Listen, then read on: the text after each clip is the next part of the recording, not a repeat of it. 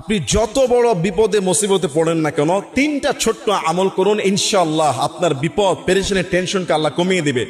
তবে আপনার আল্লাহর প্রতি ভরসা রাখতে হবে যে আল্লাহ এটা কমাবেই, আল্লাহ আমাকে সাহায্য করবে। তিনটা আমল আমি ছোট্ট ছোট সহজ বলবো, অনেক আমল রাসূল করতেন, তার মধ্যে তিনটা আমল আপনাদেরকে শিখিয়ে দিচ্ছি। একটা হলো বেশি বেশি আপনি প্রথমে আস্তাগফিরুল্লাহ পড়া শুরু করবেন।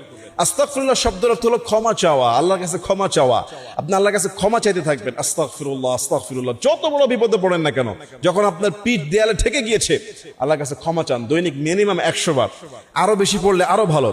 সাথে আরেকটা তাসবিহ, লা হাওলা ওয়ালা কুওয়াতা ইল্লা বিল্লাহ, লা হাওলা ওয়ালা কুওয়াতা ইল্লা বিল্লাহ। যে এইটা আপনি ইখলাসের সাথে, অন্তরের দরদ নিয়ে, অর্থের সাথে পড়তে থাকবেন যতক্ষণ মন চায়, 100 200। এই দুইটা আমল, লা হাওলা ওয়ালা কুওয়াতা ইল্লা বিল্লাহ, আস্তাগফিরুল্লাহ একটা আমল।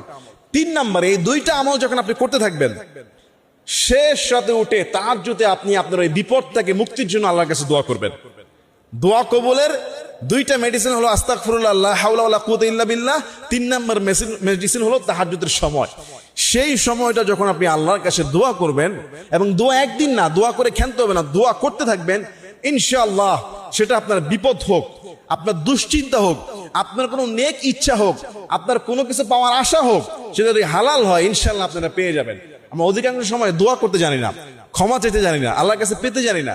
এই জন্য আপনি 3টা পদ্ধতি, 3টা আমল বলে দিলাম। যদি কেউ পরীক্ষিত হয়ে পেয়ে থাকেন, আমার সাথে যোগাযোগ করবেন ইনশাআল্লাহ। অনেকে যোগাযোগ করে এই আমলগুলো শুনে কাজ করার পরে। আল্লাহ আমাদের সবাইকে বুঝার তৌফিক দান করুক, আমল করার তৌফিক দান করুক। আল্লাহুম্মা আমিন।